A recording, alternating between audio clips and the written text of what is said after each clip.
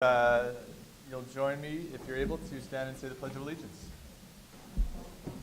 I pledge allegiance to the flag of the United States of America, and to the republic for which it stands, one nation, under God, indivisible, with liberty and justice for all.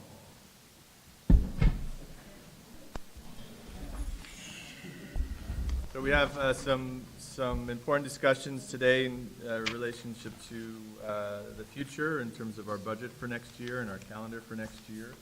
But before that, we get to recognize some special guests. But I also want to welcome the Boy Scouts who are here today as part of their civic engagement. And I guess this will go towards a merit badge, is that right? Okay, excellent.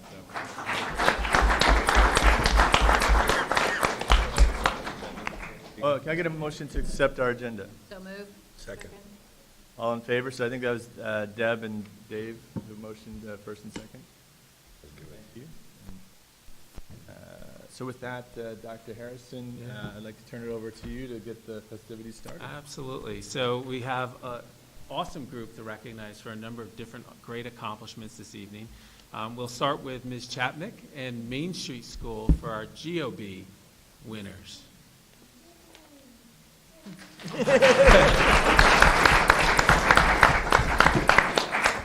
So good evening, everybody, members of the Board of Education, Dr. Harrison, Dr. Kaur, Ms. Stein. It's my honor to stand up here to recognize the winners of the Main Street School Geography Bee. So I don't know, those of you who were here remember the Main Street School, so many of you in the audience today remember the Main Street School Geography Bee, but it's awesome to watch students have the courage to stand up in front of their entire school and adults as well, and be asked questions that they have no idea what's going to be thrown at them related to any area of geography, whether you got U.S. geography, world geography, could be about anything. And they have such poise and such grace.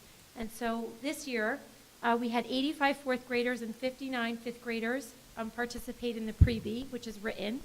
And from that surfaced 15 fourth graders and 15 fifth graders to move on as finalists in the Main Street School Spelling Bee. It was our 10th annual Bee. It was on March 6th. The Bee lasted for 10 rounds, and we went into a championship round and then a championship tiebreaker round. So we were all at the edge of our seats, and we were in awe of the finalists on stage as they just kept their cool as question after question came their way, and they responded. So the winner of this year's Main Street School Spelling Bee is Alex Korb. So Alex, come on up. Alex,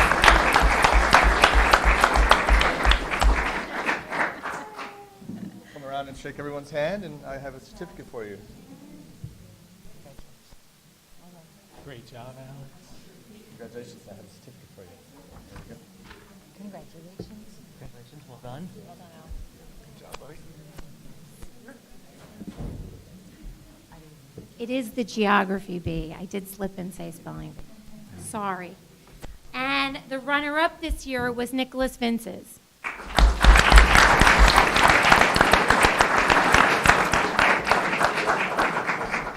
Congratulations, Nicholas. Really well placed. Certificate for you. Congratulations. Congratulations. I know. And I just want to thank the PTSA because they support this event every single year, and without them it wouldn't be possible.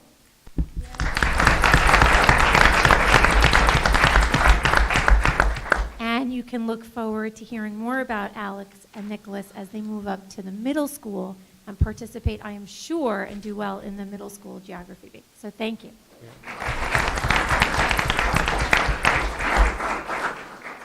So next, I would like to invite Mr. McCormick.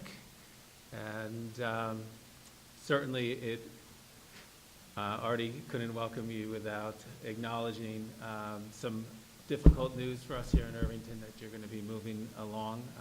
And we're going to certainly opportunity to thank you for your years of service. But your contributions will be, felt for years and years to come and generations of students. We certainly wish you nothing but the best as you move forward in your career. But most importantly, want to thank you for everything that you've done for our students here in Irvington.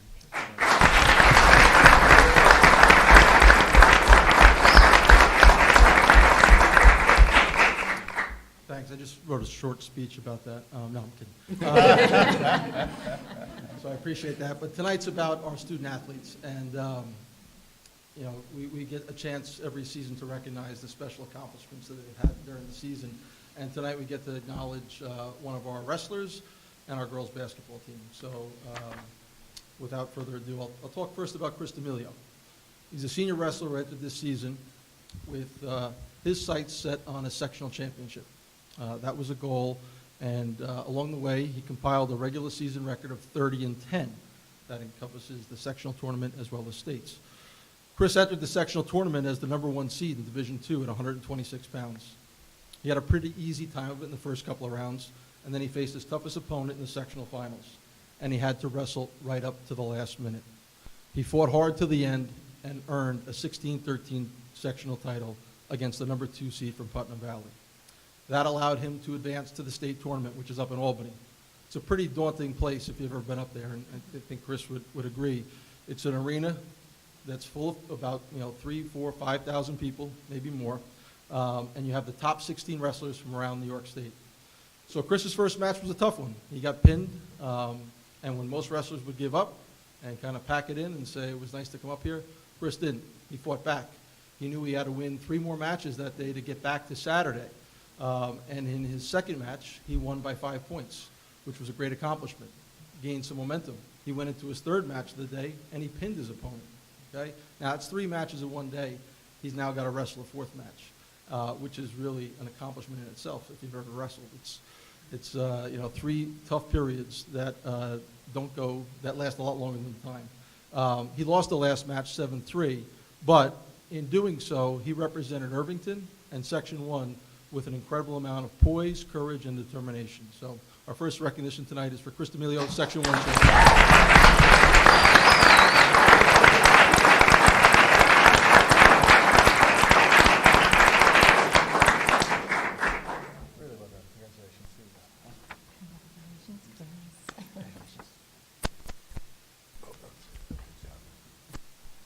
I'll also note that Chris hustled here from a varsity baseball game, and I appreciate that. They won 13-3, so There we go. keep the winning going. So I have to apologize to the girls sitting in the front row because you may have heard this speech a little bit earlier this year in the pep rally. But for those who weren't at the pep rally, I brought the whole scorebook here. But it's worth noting the accomplishments. And if you look in the back, there is a lot of hardware and some nice placards that they accomplished. And here's a little bit about how they got there. First of all, they lost 4 starters from last year's team that went to the state finals. The preseason predictions were for them to maybe make the sectional finals, but possibly not win in the preseason, which was back in November. They started the season by winning the William Warnock tournament, which is the annual tournament here in Irvington. But then they encountered their first loss before we even got out of 2018, and that was to Section 1 favorite Briarcliff. But they didn't lose again the rest of the year. In the sectional semifinals, they defeated Woodlands, a very tough team and a very high-scoring, thrilling game by 3 points.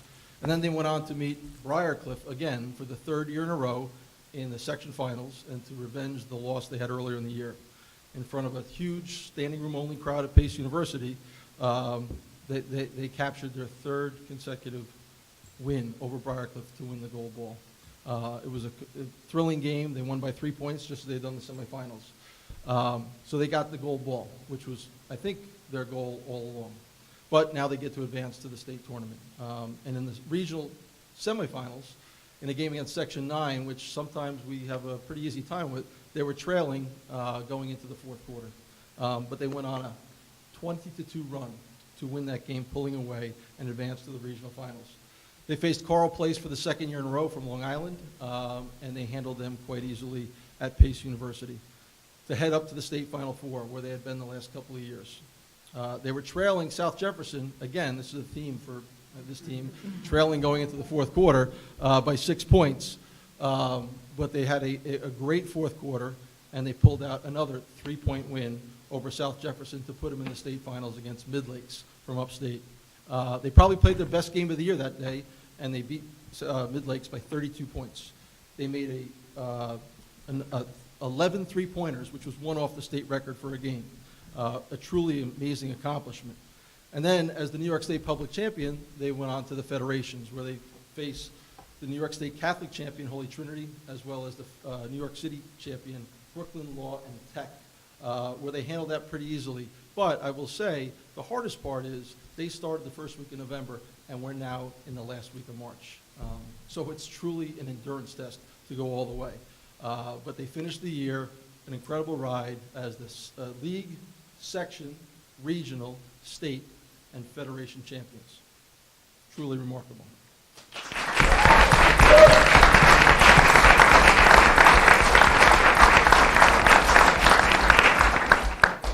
There were some individual accomplishments as well as this team went along. In the section tournament, they were led by, sorry, in my notes here. All tournament team selections were given to Abby Conklin, and the tournament MVP was given to Grace Thibault. In the Class B state Final Four, the sportsmanship award was given to Eva Gilbert, and the most valuable player, again, was given to Grace Thibault, with Abby Conklin getting all tournament. In the Federation tournament, Miranda Farman was recognized for the sportsmanship award. Grace Thibault and Abby Conklin were named all tournament teams, and Mia Mascone was the MVP. Not only did the team excel on the court, but they also excelled in the classroom. The Section 1 Isabella Costa Award was given to both Miranda Farman and Mia Mascone. As scholar athletes, only 2 of 11 Section 1 girls basketball players to be recognized. And finally, Mia Mascone was awarded the prestigious Con Ed Scholar Athlete Award as one of the top scholar athletes in all sports for Westchester County. And again, simply amazing accomplishments for members of this team. It is no surprise that this special group is led by a special coach. And coaches, I may add. Before I get to Coach Marr, on her staff, Barbara Tulin Constantine.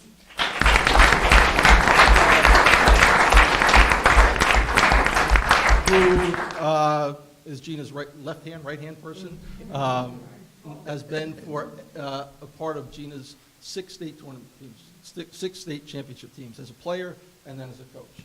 And Brittany Lai, who helped out as well, was also a member of Gina Marr's 3 state championship teams. So it's a team effort, and Coach Marr would say that all the time. But Gina will kill me, but I have to say a few things about her as well. 40-plus years, we'll leave it at that, 40-plus years is remarkable in itself. Yeah. So in the last 10 years alone, 10 league championships, 9 section championships, 5 state championships, and 4 federation championships. A record of 257 wins and just 19 losses. For her career, 23 league championships, 19 section championships, 6 state championships, and 5 federation championships. She is the winningest girls basketball coach in New York State Public School. She is a member of a number of Hall of Fames: Westchester County, New York State Public High School, and New York State basketball. But aside from all that, and I said it in the pep rally, take the numbers aside, she is just a very, very special person, and Irvington is very lucky to have her. So.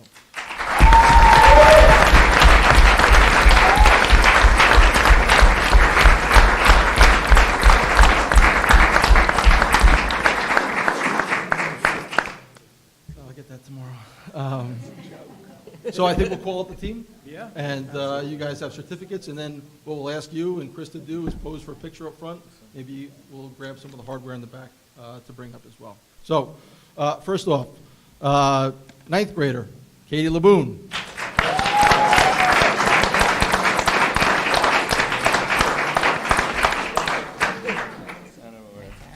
Congratulations, you did awesome. There you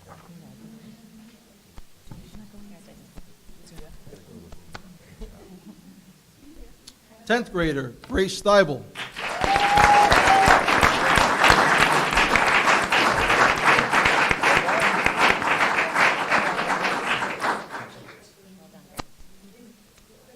Tenth grader, Kayla Mizrachi.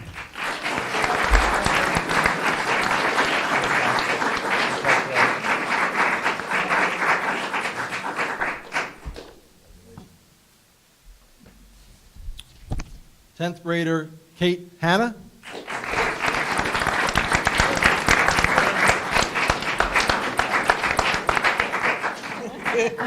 Give him that look.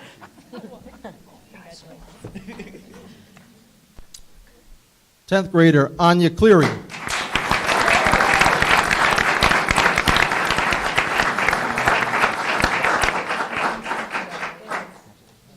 Our 3 senior co-captains, Eva Gilbert,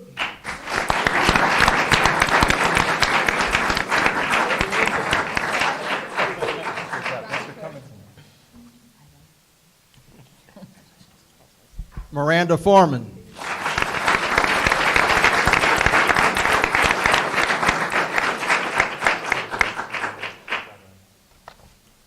and Mia Mascone.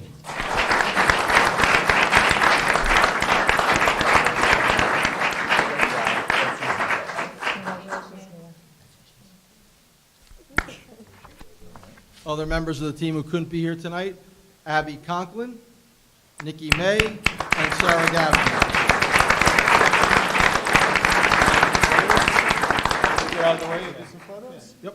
Okay. Do you want to just reference what's going to happen Thursday? Sure, yep. Yeah. So this coming Thursday, this group that you see, along with the coaches, as well as the Austin girls basketball team, who also won the state championship, didn't win the federation, but they will be recognized by the county executive this coming Thursday.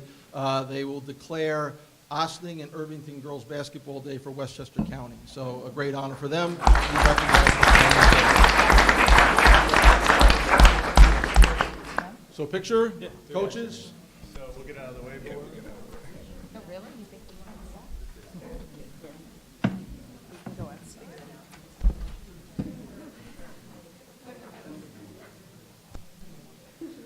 No, you guys are going in front, we're going out.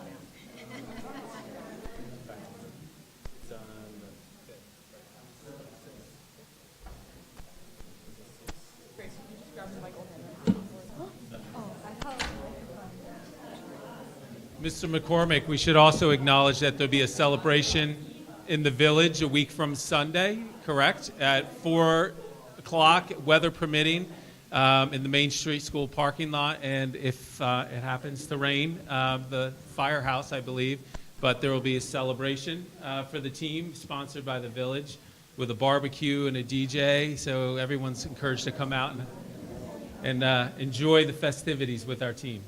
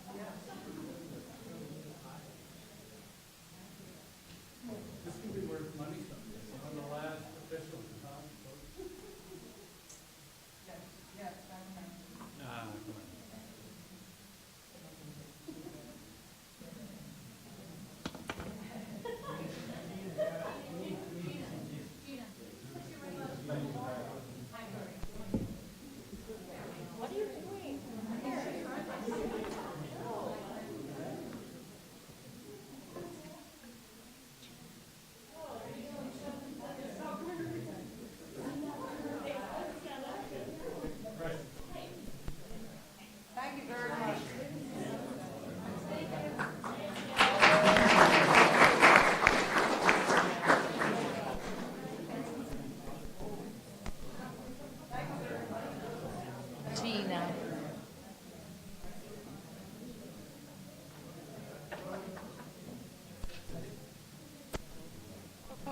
First picture.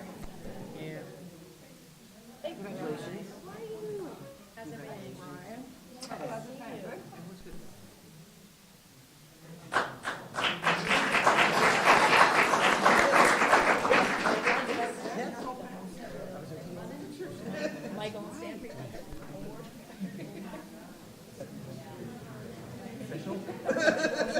And the coaches, who gets a little disgusted. That goes to Stan, that's your dad. Definitely. Well, one out of 27. Yes. Son, everything good? Everything's good.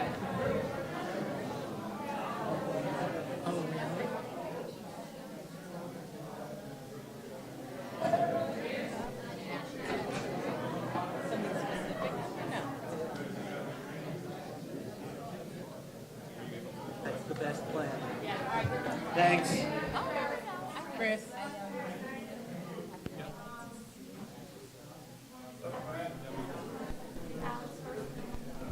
Go on.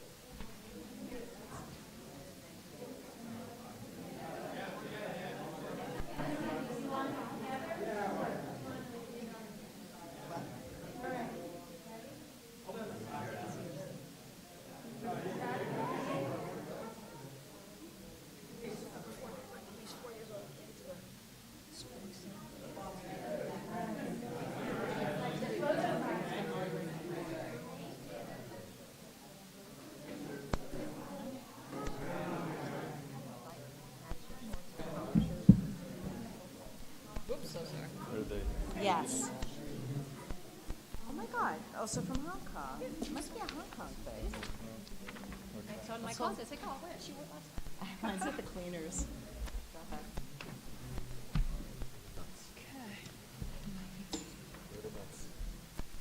Oh, where's the matzah? I'm the only matzah eater at the table. So we'll continue with additional updates. Yeah, there's only that one. You just want me to, do you have comments? Or you want me to speak first? I think you should do the comments. Yeah. So good evening, everyone. I want to acknowledge a member of our team that maybe Board of Public hasn't met yet. Evan Gross, who's our new treasurer, is actually here.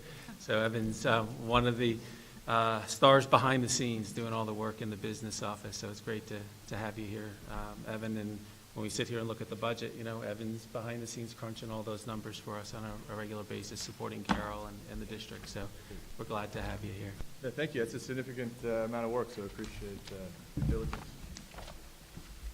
So tonight we have two, as Mr. Hanna indicated before, two critical discussions and presentations.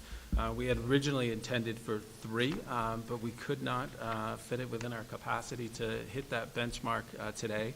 So when we look to March 7th, we will be delivering our student performance report. I'm sorry, May 7th. I do want to roll back the hands of time a little bit. But on May 7th, we'll be delivering our student performance report, and apologize for any folks that may have come hoping to see that tonight. But we will be presenting that at the next regular scheduled board meeting. But tonight, we are looking forward to the proposed budget and the board's adoption, and then discussion on the calendar as well. Great. But first, if there's anyone here who would like to make a community comment or question, this is an opportunity for anyone who'd like to go to the microphone. And if you could share your name, and we ask you to keep your comments to 3 minutes or less. Go ahead. Good evening. My name is Shalin, and these are my friends Sam and Charlotte.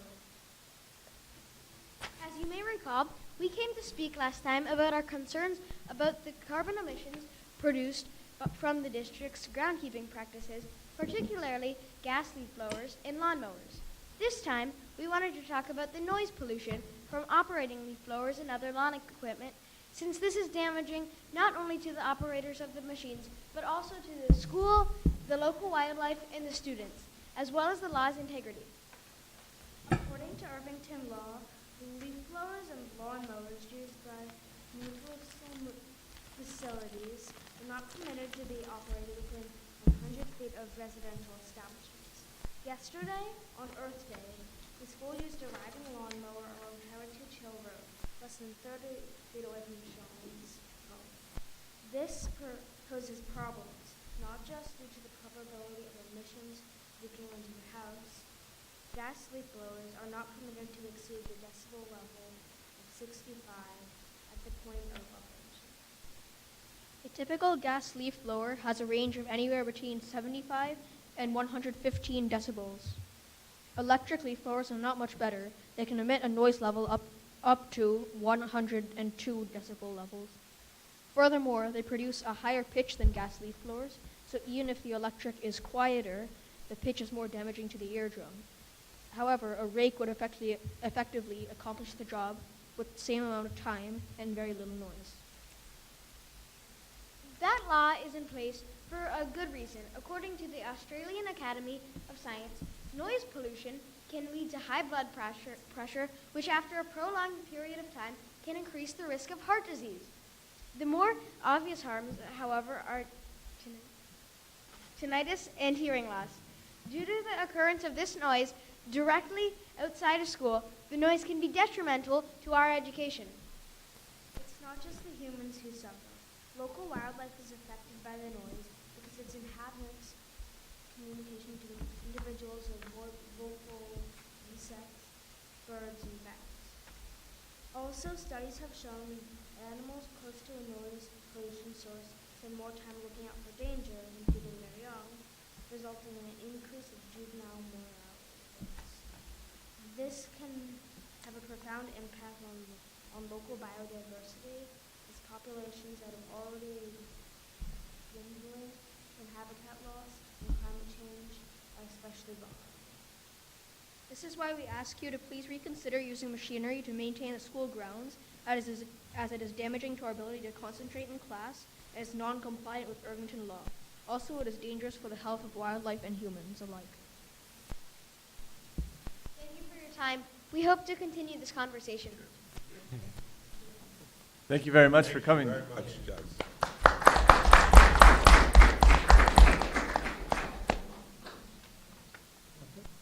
You can speak. I just would like to comment slightly. We have now started to test out electric leaf blowers, and I believe even yesterday, the one you heard was an electric leaf blower and not a gas-powered one. They are still kind of noisy, unfortunately, so we'll have to keep testing out which models we can use that will produce less noise. But unfortunately, they're pretty noisy as well, but we have testing them, and so far so good. So thank you for your comments.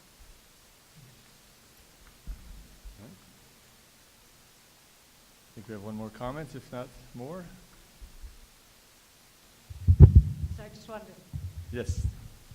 say, well, Catherine called me right. I just wanted to say that I did come for the student performance report. So disappointed it's not here, but I'll be back on the 7th. And my apologies, when I saw you walk in the room, I thought as much, but hopefully we'll see you at the next meeting. Thank you, and sorry for that. Okay, with that, we'll move to our presentation discussion portion of the meeting, and I want to thank those who are able to attend and share their comments. So now we have the proposed budget presentation discussion.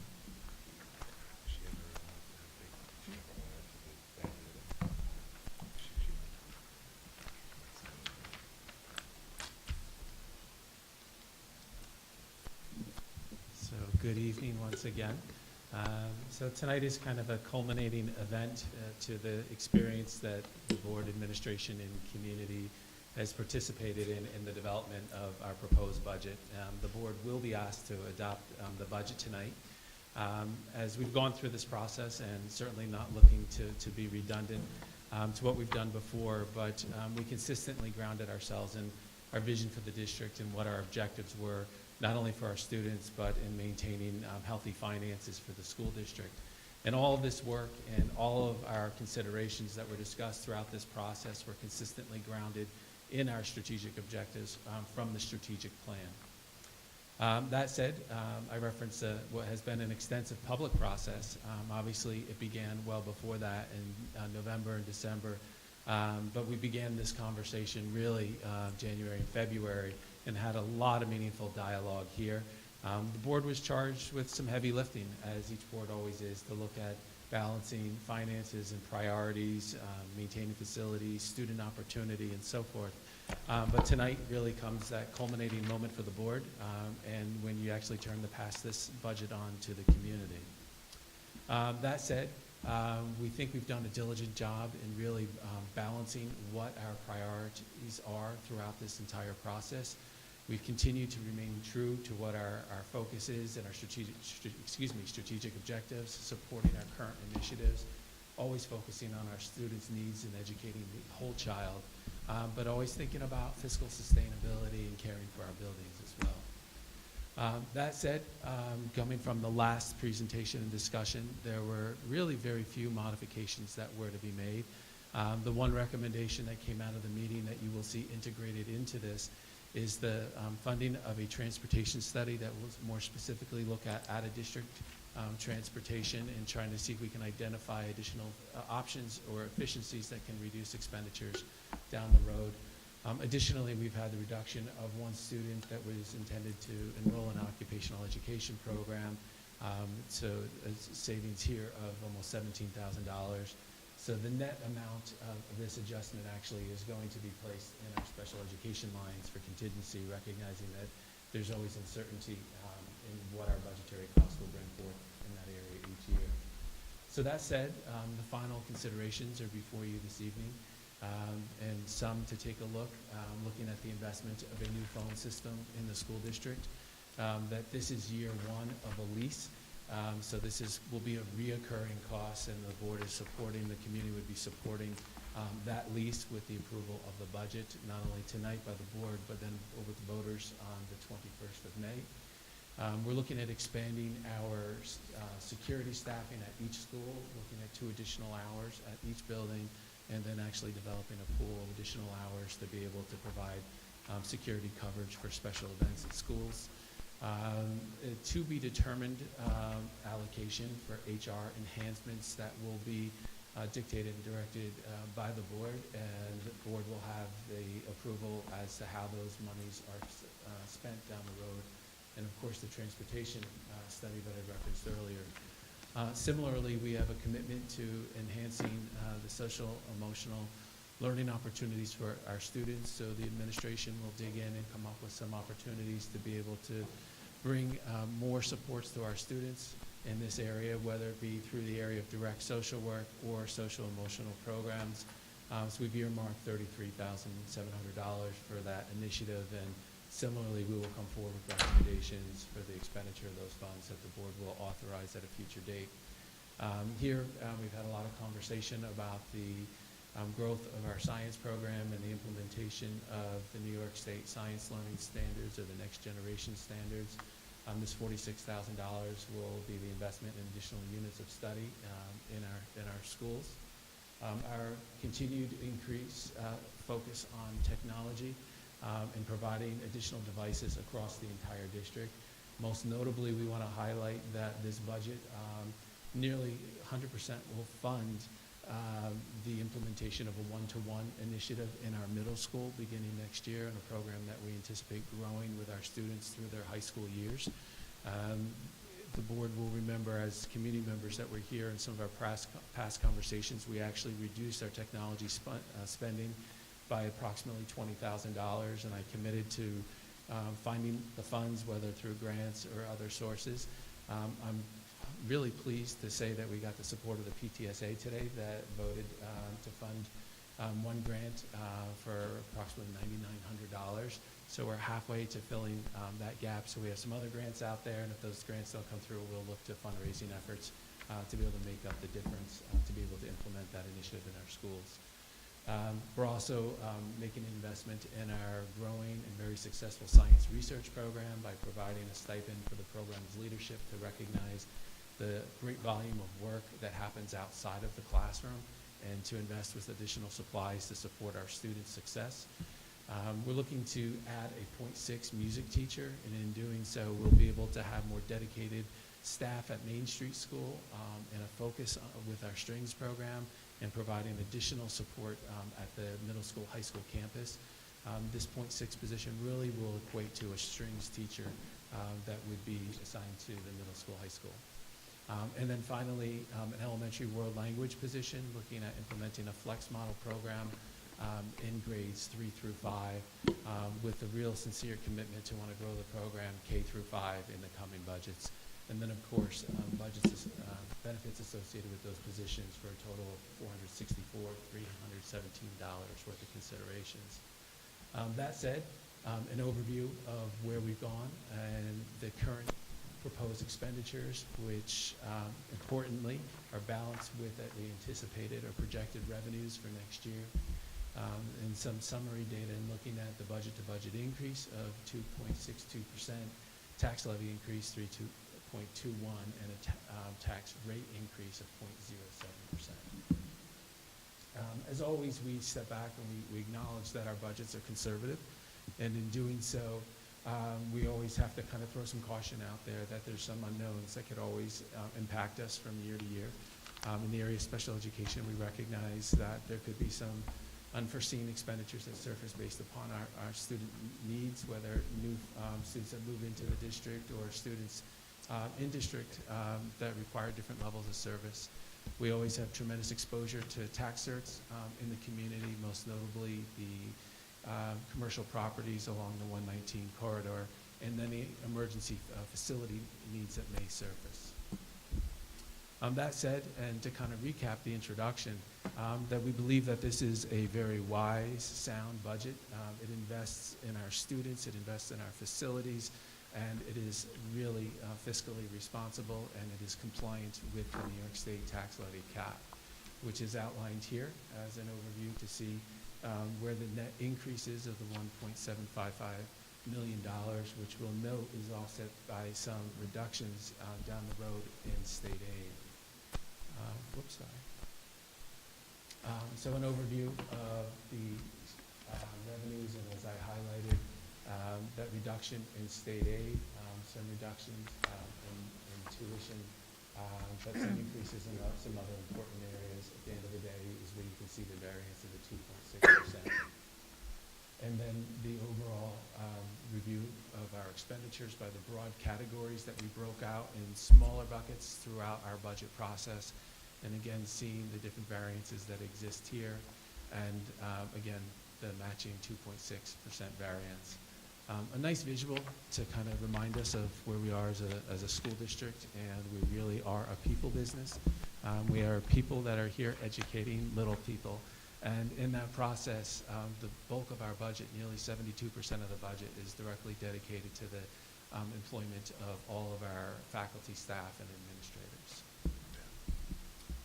So an overview of the revenue and budget, and revenue and expenditures within the budget. And a quick, simple way to be for folks in the community to be able to calculate their own taxes. And then a little bit of our budget trends from year to year to look at the tax rate. And again, noting when we go back 2 years, know that we were setting really a new foundation for ourselves following the new assessments here in the community with that shift of 0.07%. As a reminder, we gave this reminder at our last meeting as well, we always have to be cautious of what happens on election day. And when a budget is passed by the voters, there's never an issue, right? If we move forward, we're able to implement this as a financial spending plan for the school district for the subsequent school year. However, if a budget is defeated, the board has the opportunity to go out for one more vote. In doing so, it could put forth the same budget or a modified budget. But if a budget fails for a second time, the district is forced to go into what is a contingent budget, which would require significant and dramatic cuts across the district. In doing so, there's no way for the district to function without impacting student programs. So we'd be looking at a situation where we'd have cuts of approximately $1.9 million. And we'd be required to look at all the extras that you would see.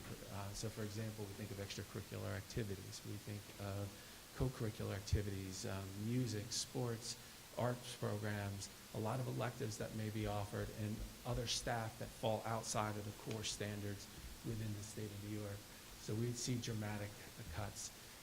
This morning, Carol and I, and joined by Deb and Beth at a PTSA meeting, had a conversation related to the budget and also the capital project. And the one reminder that I think was important to give here is that when we think about this, that budgets are a spending plan for the entire district, and $62 million. And when we think of that, sometimes as an individual, as a community member, there may be times when you're disappointed where there was something that you're advocating for that did not make its way into the budget, or there was something that maybe you weren't a fan of that made its way into the budget.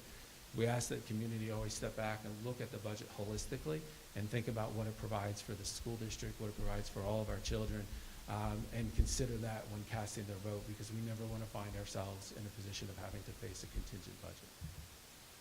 That said, our next step, we have a budget hearing that will precede our meeting on May 7th, and then we'll have a regular meeting, which I already foreshadowed some of the discussion that night. And then, of course, the all-important budget vote on May 21st, which will also be election of trustees, where we have 2 seats open and 3 folks that will be running for those seats, and capital project will be voted upon that evening as well. This is a flyer that is posted on our website around the community. There's plenty of other opportunities for folks to come and learn more about the budget, also the capital project that'll be voted upon. So if you're interested, Carol and I will be out on the budget roadshow, the dates and times referenced there, and we hope to be able to answer questions or just share some of the details of the budget with our community. With that said, Board, that's your proposed budget for 1920. Great. Excellent work again. Thank you for not just you, obviously it's the whole administrative staff and all the meetings and reflection about where we stand. So I know it starts many months ago to get to this point. So thank you for all that work. Very well. Does anybody want to start? Basically, we have opportunity to make some comments or questions that you may have. Would someone like to start with anything? Or? I'll start. I mean, one question not really a question, just one comment I had. I just wanted to make sure the community understood and it's clear on the page 6 that with the new phone system, the $60,000 that's being spent this year also implies that for the next 4 years, that is a non-negotiable that'll appear on the budget. Correct. It may be only a 3-year lease. It really will depend when we get to the point where we know the total amount and how we have to structure the financing. I anticipate somewhere between 3 to 5 years. Okay. Because so I'd it's like to leave it at 3, but it may be, if it's too expensive, I might have to go to 5. So I'll work within that $60,000 allocated for the next couple of years. okay. And once we spend the first year of $60,000, the point being that we Right. have to spend the remaining amount until we get to Like the move total. something to an installment. Right. Okay. And I had seemed to recall as to transportation costs, and I'm happy to see that you were able to find the money for the study, because I do think it would be a worthwhile endeavor next year. But for the transportation costs, I seem to recall this morning at the PTSA meeting, you had indicated there's probably about $72,000 that is going to be added to the transportation budget. Does that appear in what you have here already? You're right. Okay, that's what I. That change was made in the previous presentation, April 2nd presentation. Gotcha. So the numbers we have now are the best. Correct. Okay. We Amen. would reflect that in the push ahead budget because that's an ongoing expense. It's not really a new initiative. And we distinguish between the two. Okay, great. Otherwise, I'll echo what Michael said. I think we've discussed each one of these new additions. I support them. I raised my concerns about the elementary world language position. I understand holistically it's a good addition. It does concern me going forward if we're going to be able to find the money, especially in light of all the other numbers we see that are increasing to fund the second position. And as it was originally designed and proposed by the committee who looked into this, it was a 2-person proposal. And now that we've scaled it down to 1, it's not something, I feel it's premature, but I understand what the board's saying. I hear the community. I understand it's an interest. And if the board is committed to it, I would just say that I hope that next year that if the program is properly evaluated, properly assessed, and we see that it's been embraced and it's working, however that is, that the second position can be funded, because that is what the committee came back to recommend, and I'd like to do what the committee had recommended. But other than that, thank you, and I have no other questions. I have a couple comments. Again, I'll start with you, Andy. Thank you for your hard work. It's the 3rd time around I've seen it. And I know how much work and blood and sweat you put into it, so thank you for a great job.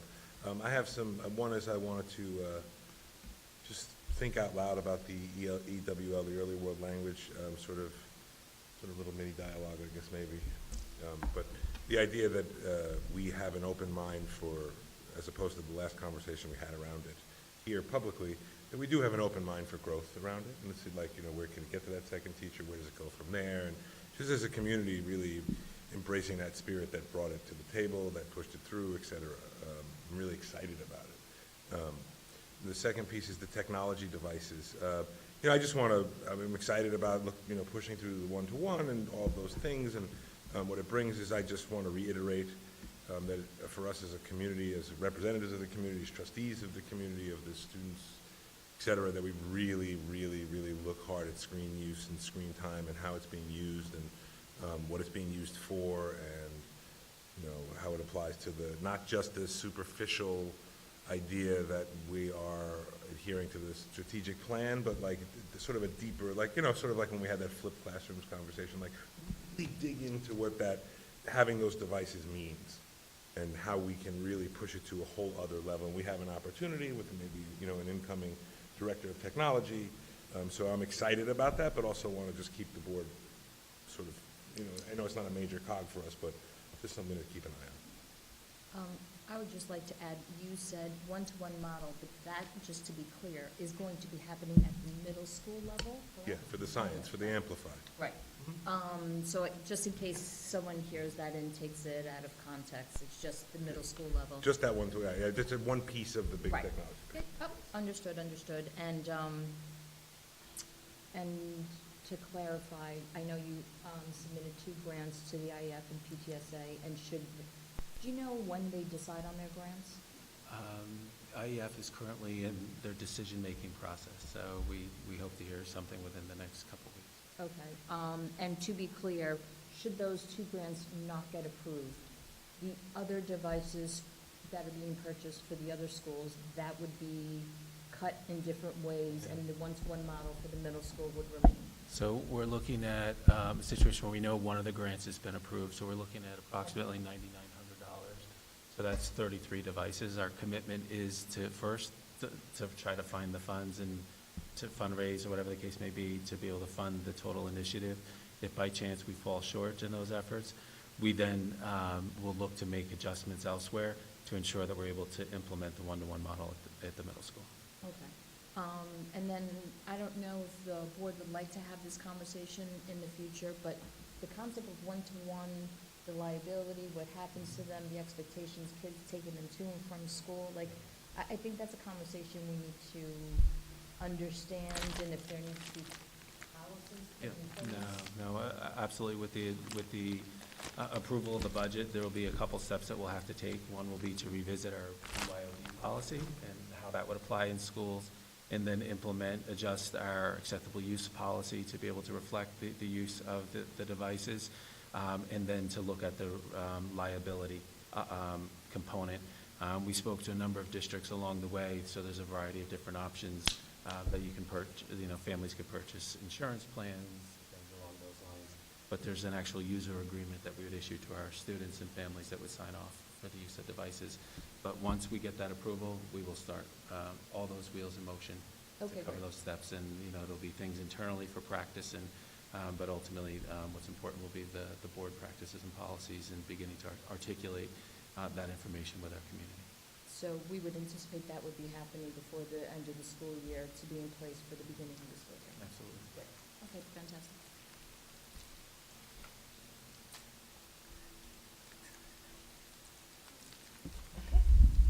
Lean forward, I thought you had something. I'd like to echo our thanks at this end of the table as well for the work that's been done. Looking forward to seeing some further information about the formation of the social emotional learning plan program and how that will play out in coming years. It is important to us, and I feel very much for the work that our current social worker is doing. Every time I hear about the work that she's doing, I think about this budget ask and the discussion that went into it previously. So I'm very much looking forward to where this goes. And as well, I would say that I hope that no one in the community thinks that this investment in technology isn't coming with a real redoubled care for what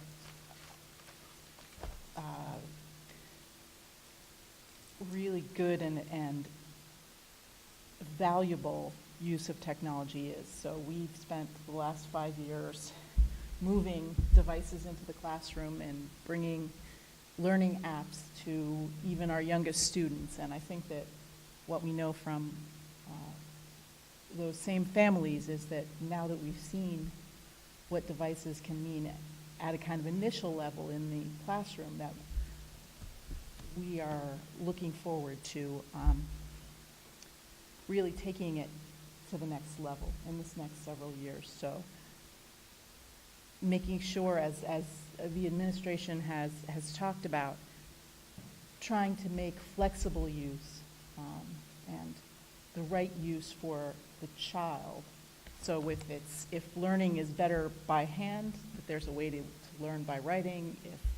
If an online version is the way that helps them, I hope that we continue. I hope the community knows that that's something that's of great focus in this process. So it's not just about more devices, but better use of those devices always. Thank you. Yeah, I just, I wanted, this way we got to the end of the table, towards the end. I want to thank everyone for this really hard work that went into this budget. I know that in the past I talked a lot about how I wasn't entirely satisfied with the amount of information given about the original social work ask. I am pleased to see that there is some money in the budget now, and I feel after many of the conversations that have gone on in this very productive budget conversations over the last weeks, that we will get more reporting and information about the framework and structures that will support social emotional learning, mental health education, and other programs that help our students.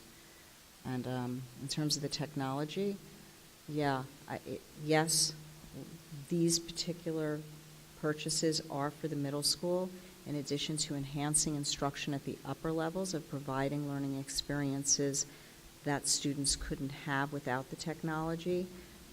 We also have an opportunity now to move away from bring your own device, which was, and this is the thing about technology needing to change as time goes on, it was a decision made by the community and the school community a few years ago, and as it turns out, it had unintended consequences, and I think this change is going to address many of them, and that's a wonderful thing.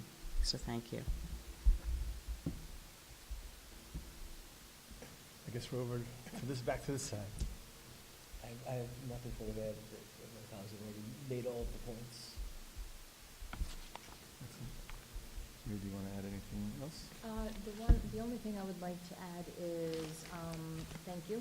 The capital bond and a whole host of other things that Chris, you, Carol, and Rena have been working on. I really do thank you. This seems like this budget season, there was a lot of wrestling and tweaking, going back and forth, and I feel like we've had great conversations, and you guys have been extremely responsive to our questions and tweaking along the way, and I appreciate that flexibility, and I think this is a great place where we are right now, so thank you. I just want to start with a question. Perhaps I think you're well versed at answering, Carol, which is, we received a letter or two about it, and I saw a letter in the paper. But this in the past bit of time, our OPEB, our post-employment benefits number, has been restated to be a much larger number, and people are contending with that. I was wondering if you could frame it for us from your point of view. Sure. So OPEB stands for Other Post-Employment Benefits, and that would be funds that we would need to pay to satisfy contractual obligations basically for our retirees. So we, in many of our contracts, we give them health insurance after they retire. So it's basically taking the value of that and putting it on your books. In the past, you really only had to put a value down that reflected what was kind of a current obligation and then a certain outlook. And GASB has made it so that you now have to put out this outlook that could be, if you were to shut your doors today, exactly what you'd be paying for everything that would happen tomorrow and the next, let's say, almost 50, 60, 70 years, as long as our youngest employee could live. So that's not technically very realistic in terms of what we actually would have to pay on any given day. It does, bring to consideration of things that we've been talking about when we do our contract negotiations in terms of what some of the costs are in Medicare Part B and the things that we've been talking about. And so it's obviously something we need to keep on our radar. But I do think that it's a tough number to look at and say, oh, we're going to need to pay $127 million this year, because we're not. So in any given year, we're paying about $2 to $3 million for that number. People are living longer, so that hurt the valuation. They're using an awfully low discount rate in terms of the market, saying, it's 3%, which is very unrealistic in terms of investing funds long term. But, so those are the things. And then they also are asking us to pick up a portion of New York State's obligations and things like that, which just really is very tough situation.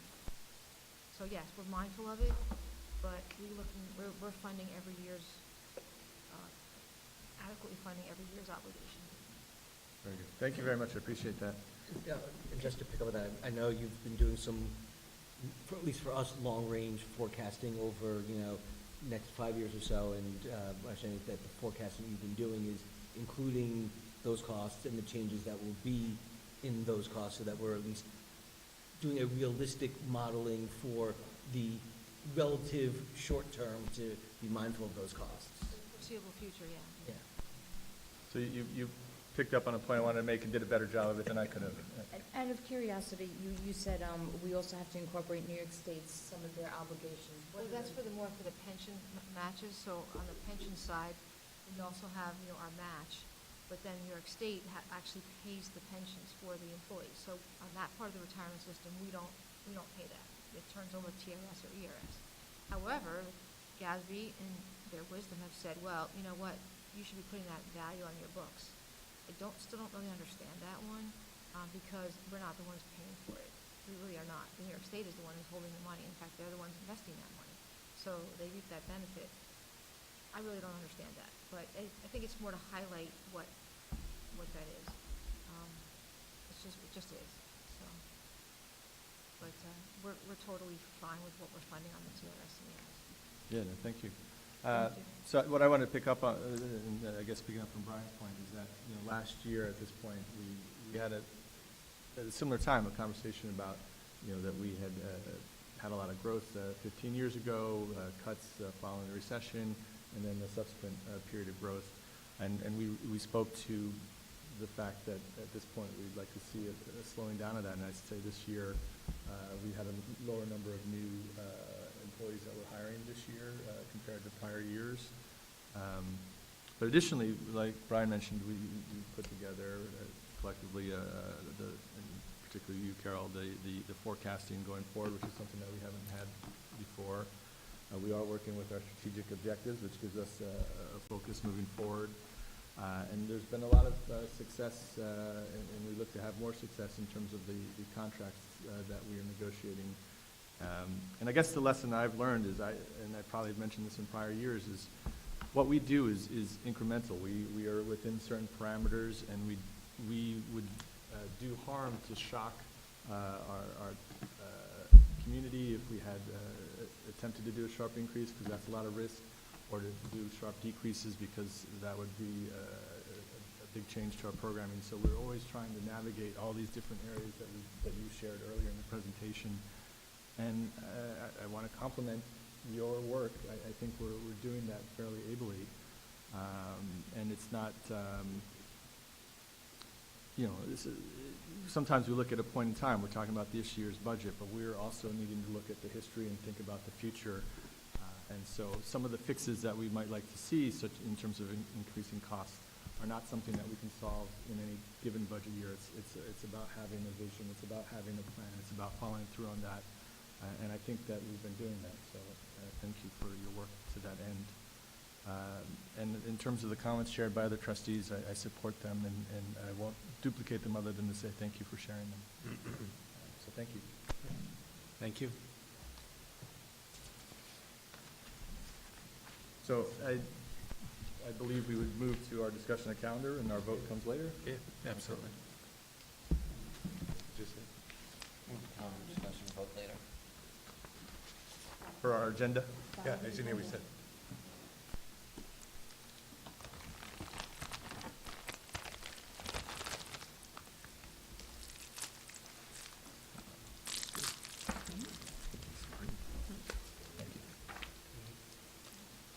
Thank you. So as this lead slide notes, this is our fourth discussion on this topic, and through this period of time, we've had a lot of dialogue, and dialogue that's focused in and around a couple different areas. One, in and around professional learning release days, PLRDs, or PLRDs, as some folks like to call them. We've also talked about taking a look at the end of the school year, where we originally had a number of 4 specifically early release days for our elementary schools.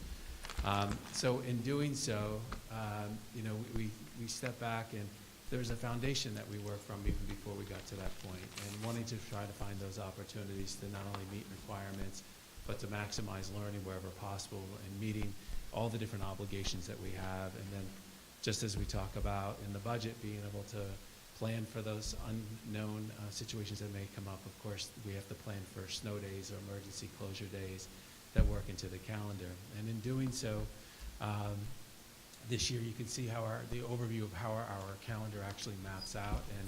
And when we think of some of the challenges that we're going to have the year after this, will actually be one that'll be even more difficult, some real challenging decisions to make, because Labor Day actually falls about as late as it possibly can on the 7th. So the conversation will be about actually bringing students back before Labor Day, and some of those challenges, and waiting to see where the State Education Department establishes rating day, which is the determined last day of the school year. So that said, you can see where our breaks fall. This year, you can see our December break actually is a 2-week break, which we had a few years back because of how the calendar maps out, and then looking at another long weekend from Memorial Day, with the last student day on the 25th. Superintendent's conference days that are mapped out through the course of the school year, with 2 that begin in August, which is something we should be really grateful for, because not every school district has that flexibility to bring staff in before Labor Day. So when we have look at September 7th next year as a challenge, there's some districts by contract that cannot bring staff members in before Labor Day. So they're going to be really having a hard time to fit everything into their calendars. That said, we've had conversation as reference related to the professional learning release days. A lot of dialogue back and forth between the administration and the board, some dialogue in this room, of course. And as I said, helping understand the real value of the work that's happened there. In this slide deck, there's also some related resources to examples of what has been offered during the professional learning release days, content that had been presented at earlier dates. There had been a suggestion actually made by a community member at Rethinking, when one of the PLRDs was offered, the first that was originally October 2nd, and moving that back to September. And looking in some months to actually back down to only, in fact, have one, because of just of how the holiday periods work out. We really believe that this is a tremendous opportunity for our staff. We've highlighted some of the examples, but there's really specific strategic work that happens in each and every school building, whether curriculum writing, some professional development, collaboration and planning that can happen across grade levels vertically, K-12 department meetings, which is really a challenge to meet otherwise. So we can point to many examples throughout the course of the school year where PPS, our special ed department, was able to pull all the teachers together to be able to, or all the staff members, I don't want to say teachers because we have related service providers, to be able to provide them with lots of important training or planning and learning during that process. The one thing that I don't want folks to walk away thinking that that this really replaces other forms of professional development.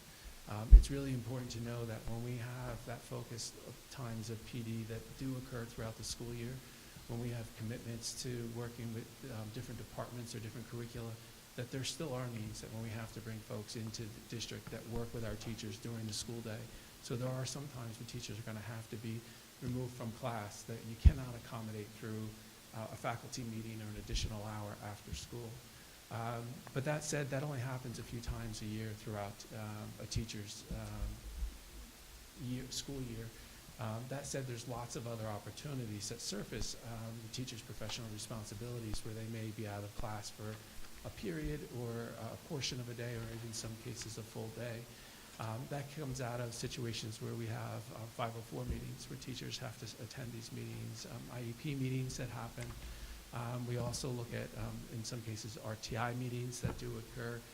But there's a number of committee meetings that do have to happen. We have, for example, tomorrow is our district-wide safety committee meeting, and that is representative of everybody in the district. We have parents, we have trustees from the board, we have administrators, we have teachers, we have custodians, and clerical staff that all have to attend those meetings. So when they occur, there's folks that have to leave their class. We try to rotate time so it doesn't hit the same period of the day all the time. We also have a wellness committee, so folks similarly attend those committee meetings. Safety and security has been at the forefront of our priorities and our minds for the last few years. And we have required training that happens, and we have what we refer to as BERT, Building Emergency Response Teams. And those folks are trained. We actually bring in our security consultants that work with them that plan for the management of crises that could occur in our school buildings, that plan for the drills, and plan for those situations that we hope we never ever see. But those are just a few of the examples where there are situations where teachers do have to step out of their classrooms because there aren't other opportunities to be able to facilitate those types of meetings, whether district focused, as I said, on safety, security, wellness, or student-specific with IEPs and 504s when it's critical for teachers to be able to inform the development of those plans or to report on student progress. Then finally, there was, as I said before, as I hear myself losing my voice a bit, in June we originally had proposed 4 early release days based upon some conversation with the Board of Education. That was back down to 3 days. And in doing so, we look at the challenges that teachers face in closing out a school year. There's lots of work in closing out a school year and student assessment and grading and packing the materials to move student files from one place to another. When we think of it happening in our secondary schools, I don't want to make light of all of my secondary colleagues' work, but they do have exam periods where there's flexibility, where they don't have students for the full day, and they have time for some of that additional work that's built into the exam periods, and our elementary teachers do not see that same opportunity that is there. So that flexibility there is always been appreciated on their part. You go back and you look historically, I believe it was up until 2012-13, there were actually some 1-hour days that were built into the calendar. And we backed that down, and since that time we've seen a variation between 2 and 3 days at the end of the school year. I can tell you, if we were to go out to classrooms, I know lots of folks would request the 4 days, but through my lens, the 3 days was a compromise that was certainly reflecting our commitment to valuing student instructional time, but also trying to be considerate of all the teacher need that does exist in closing out a school year. And that said, discussion, and our hope is that we could have a calendar adopted on the 7th. Thank you. I'll turn it over to anyone who'd like to step forward. I have a question because we've talked about it, and I feel like it still needs to be addressed, and it would be helpful, I think, for the community as well as the board. How does a professional development plan tie in to PLRD? Is it part of it? Is it not part of it? I mean, what are we saying as in our district? It's a combination. So I think I know Dr. Harrison shared several examples. So I think that everything, because all of our schools are working consistently on the same, cohesively on the same thing, which is unit planning, design, instructional design. So I think it's hard to say. I think sometimes it doesn't feel like it's so specific. So the example I'll give is Amplify. So yes, Amplify is not, we're rolling it out to teachers needed time to unpack those boxes so that they can have all the materials at hand, so that Christine Rosner can review it, so that they can read through the lessons. So, yes, I mean, that's clearly directly linked to the goals and the work that we have to do, but it's not necessarily linked to instructional design. It is a part of instructional design, but I don't know that you would see that in your strategic objectives. We have new standards. We're required to roll out new standards. In order to do that, we have to give teachers new materials. So having that hour or 2 hours, however many, PLRD days the teachers use, yes, everything we do is linked because it's the work. But I'm not always sure that I understand what you say, what you mean when you say it. So is professional development, is the PD plan, is it necessary for it to be instructional work, for it to be considered part of the professional development plan? Because I think since this is our first year, one of the concerns and questions we have is when we talk about a professional development, and we talk about, more importantly, a professional development plan, which I know is forthcoming, should we be looking at PLRDs as part of that, or is that something separate that will not be part of it? I think it's part and parcel. I think it can be, but I would hate for that everyone to see it as an exact link at all times, because, the goal of... Why? Because the goal of these days is to build in certain kinds of flexibility, where we become, where we can expect this hour every other week or twice a month, how often it happens. So one of the things that I think our vision as administrators is this hour of flexibility. So for instance, if we're working with a particular department... Can you just clarify what you mean by hour of flexibility? It's an hour. It's an hour early release. So in other words, not every hour is going to be planned for September. I think in our minds that is not what this was meant for. It was meant to also be responsive and flexible so that as topics arise, we could pull a team together and not necessarily have said in September, on January 7th, this is what we're going to be doing. So I'll give you another example. At both the, I'll use the secondary level. At the middle school, Sarah Rust, our instructional coach, did some data analysis on ELA scores. And they used an hour for that. So do I think that that is aligned with our goals, our expectations, the kind of work we want to be doing as a district? Yes, I think it is. But we may not have planned that hour back in the beginning of the school year. So from the administrator's point of view, what we're looking for is flexibility, that we want you and the community to feel confident that that time is being used well, that we're being thoughtful about it, that people aren't just like sitting around. I don't even mean sitting around having a cup of coffee, but doing some casual work. It's targeted work. Depending on the building, they've used the release day where it links to a faculty meeting to have a 2-hour block of really much more directed professional development. So sometimes it is very targeted and directed. Other times it's actually the hour has been used to move the work of a particular grade level, a particular department forward, depending on where they are at that moment in time.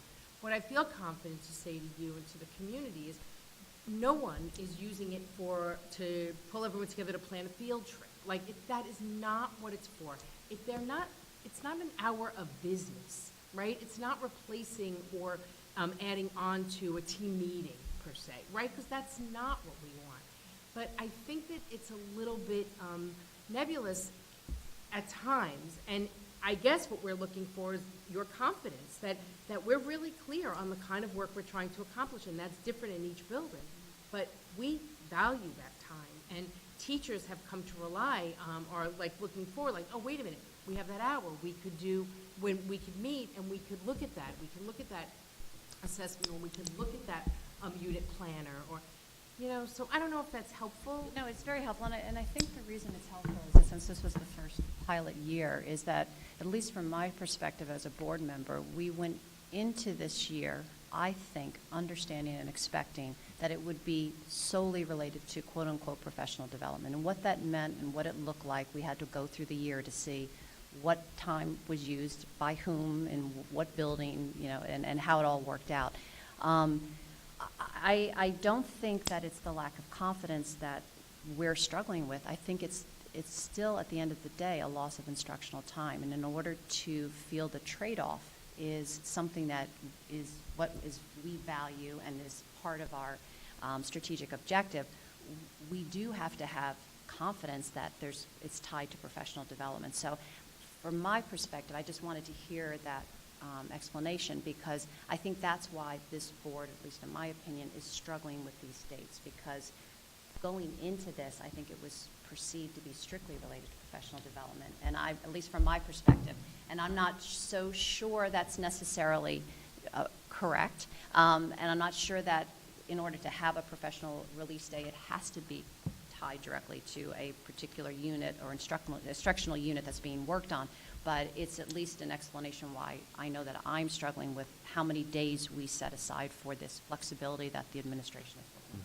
for. Well, I think there is a disconnect, because I did not think that, because one of the things that you just said was there is, you're not using it for team meetings, but I seem to recall that was one of the examples. Like at the secondary level, if you want to get all of the social studies, the whole department together, they all might not have a common period. So while you were very clear in saying that this was not going to eliminate pullouts, it was going to reduce some of those pullouts. So when there was some sort of initiative that the whole department had to get together about, whether it was the English department or the social studies, they could use this hour. And like the example you gave about Sarah Rust, some of the learning teaching facilitators could do group initiatives. But that's not a team meeting. That's why I guess what I wanted to make sure everyone understood is that we're not taking something we were already doing and now the teachers are just getting together. It's purposeful. So if we're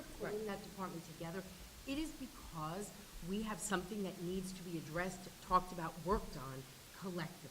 So I just wanted to be clear that we weren't replacing something else or just doing more of the same.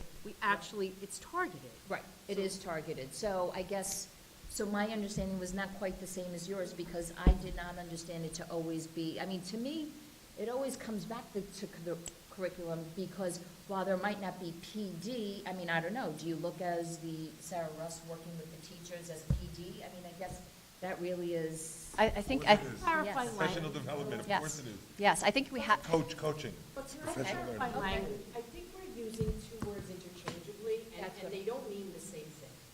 So the days of professional learning, and I think that comes in many ways and looks like a lot of different things. And so this whole concept of professional learning communities, it doesn't mean you're always learning something new.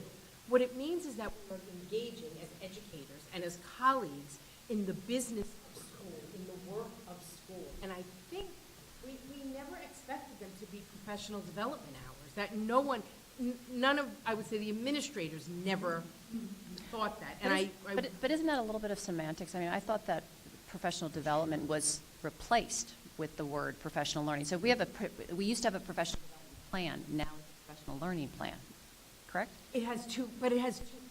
That's what I would say. Mm-hmm. That what we call professional learning, I think, is not always interpreted the same way as possibly as the board or the community. So it doesn't mean you're always being directed in some kind of learning. Right. That's really, I just wanted to clarify. I took a couple of notes here. We want to make sure the time is used well. If there's something to work on, you know what? I'm going to skip quotes, actually. Like, the moral of the story is it's not professional development. Sometimes it is, sometimes it's not. For me, I can speak for myself. I think we've spoken about it enough. Nobody wants professional learning or development or professional learning communities, whatever bucket you want to put it into, more than I do, okay? It's what I do for a living, as a matter of fact. If you want the time used well, how do you know it's being used well? These are questions that can't be answered after a year. You said it's targeted, but if targeted, then it should be planned, but yet it's sometimes not planned. You can create a plan and divert from that plan occasionally and have we may need to use this day for this instead of. For me, it's unfathomable to not have a scaled out plan. Like, we're gonna be doing this, we're gonna be doing that, we're gonna be doing this. We got an email as a board from a community member, it's haunting me, that one of our teachers is being pulled out for chemistry, something or other, and the Regents is in a couple of weeks, and I'm thinking, the AP, whichever exam, it's an important exam, and the teacher's being pulled. Fine, teacher needs the PD, I support that wholeheartedly. There's no thought, there's no plan. We know the Regents or the AP test, we know when it is.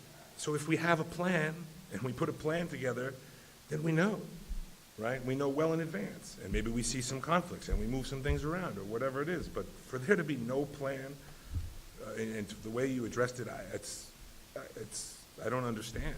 I'm really at a loss, and your shrugging makes it even worse. No, I'm not shrugging. I don't know what, I'm just not sure what else to say at this point. I also think Make you're a plan. getting a lot of these questions, I think, for us to understand, because it's the first year. Yep. You know, so with anything, any new initiative, and I think the board, you know, that's part of our jobs, right? Is to understand, because I do agree with Dave, some of these things you cannot say it's working after 1 year. Probably most things you can't say it's working after 1 year. You have to give it time. But we needed a little bit more clarification and examples. You guys live it, you guys understand it, and I guess you were getting a lot more of the questions and probably thinking, getting too into the weeds. Truly not. I think the first year of any program or 2 years of a program, I think it's pretty safe to assume boards would ask those types of questions. So I think that's kind of where all of this comes from. Questions, I think there's no issue with the question. I think they're all good questions. I think they're fair questions. I think that we, as well as my colleagues when they were here, have tried to answer those questions. I'm not sure what else to say. I feel like we've given examples. I know Chris provided a document. So I'm not, that's really what you're seeing. I'm not sure what else I could share with you that would be helpful. I would love to share something that would be helpful because I want you to understand. I mean, I think at the end of the day, Maria, it's also a little more specific because if this is part of a professional development plan, we have to approve it. I mean, that really, to me, is what I'm struggling with, is that as I understand our responsibility, we are to have a professional development plan, and the board you present it to us, and one of our responsibilities is to accept it and approve it. So if there's not a plan for the PLRD, and it's part of the professional development plan, how do we approve it? How do we assess it also? That's the reason why we approve it. So I think there's a part of it, we step back and we talk about experience and clarification of expectations. So when we're looking to move forward, we can point to the layers of value associated with the PLRDs and how they have benefited our programs and our students' learning experiences throughout the course of the year. And whether that has been professional planning, collaboration, articulation, or traditional professional learning, we can point to dozens and dozens of examples. The actual planning and the specificity to say, when you're looking at a scope of X number of days, to say you're going to land on a certain day with certain topics is going to be a challenge, and I think Dave acknowledged that before. But in the crafting of a plan, you can look at that these are the topics that are going to be covered, and we'll be able to utilize superintendent's conversation for certain types of learning. We'll be able to use PLRDs for certain types of learning or activities that support curricular objectives. So when we're looking at moving forward, we understand what the board's need and understanding is, and there will be such a plan that will be generated that will satisfy those requests, a plan that will be presented to the board and signed off on accordingly. We're going to have to get there to do that, but it's going to be done. May I add one question? In addition to the discussion of the PLRDs and the response and reaction that we've heard from community members this year as we've gone through the year, I think there's also been a misunderstanding of PLRDs connected to the extent to which they might reduce teacher pullouts. I mean, it's been an ongoing question, I think, that's been asked, and something that the board has been aware of is the concern that teachers aren't necessarily in the classroom to the extent that somehow they're expected to be at times. And I know that's an expectation, and what we've learned through asking questions about, both about the ELRD days, but also about other reasons for teacher pullouts. There's some of them Chris mentioned. So if a teacher has any students in their class that have 504 plans or IEPs, they're taking time at meetings to speak about those children and about their progress. RTI is another system that's used to really find the level the kids are at and give them help if it's needed. So, I mean, I think that maybe it's something that we also need to address in public here is that the reasons and the responsibilities that teachers have are multiple, and I wonder if Raina or Chris might speak in a little more detail about that and about how you see that going forward, how you look at it, whether there's adjustments that can be made to it, because at the same time that we have a certain kind of professional learning being done in these early release days, I think that the overall issue to families is about how much time teachers spend in the classroom, so it's a really matter of an interest. But I mean, just to piggyback on that, I think a lot of times if a teacher's not in the classroom, we say they're out on PD, but there could be a lot of other reasons. So, and I'm wondering if you've ever looked at this, if an analysis could be done, I mean, this is really. You're going to let her question be answered, or is this? Oh, well, I think this is going along with what Maura was saying. At the elementary level specifically, there are teachers, there are grade level coordinators, they have committee meetings. I don't know if the grade level coordinator interferes during that day, okay, but various committee meetings, 504s, IEP meetings, whatever gets them pulled out. I wonder if you've ever done an analysis, like maybe there's a particular teacher who that year might have a couple of more than average students that are classified for different reasons, so they have to sit on those meetings, and they sit on other district committees or school committees that maybe they shouldn't be sitting on that year because they have other responsibilities, just to minimize. I don't know if it's an analysis you've ever done. I mean, I think what Maura's saying is really true. So if I'm a teacher, especially in an ICT classroom, it's a given that it's going to be IEP season, and the teachers have to be at those meetings. One of the things that we're looking at is 504s actually don't require an annual review. So one of the things that we're looking at, Shelley, who has some really good experiences in this. Assistant Director of PPS. Oh, Assistant Director of PPS.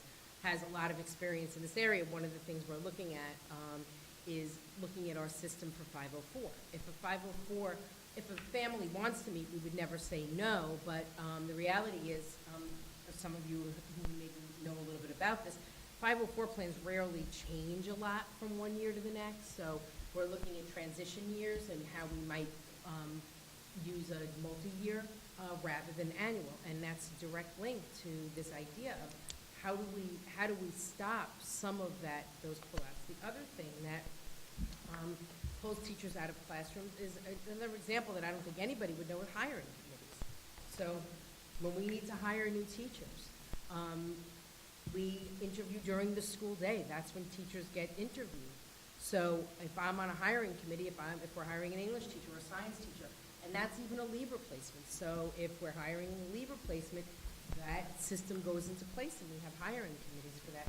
So that's like another example of, a community member would never know that that's it, and I think people do say PD, but that teacher could be out of the classroom for a whole day for a hiring committee.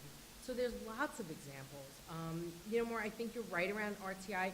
I would say for the most part, response to intervention, the committees, especially at the elementary, tend to be our specialists and our support staff, not as much classroom teachers, but there's absolutely times when the classroom teachers are out because we've done the benchmark assessment and we're doing data review.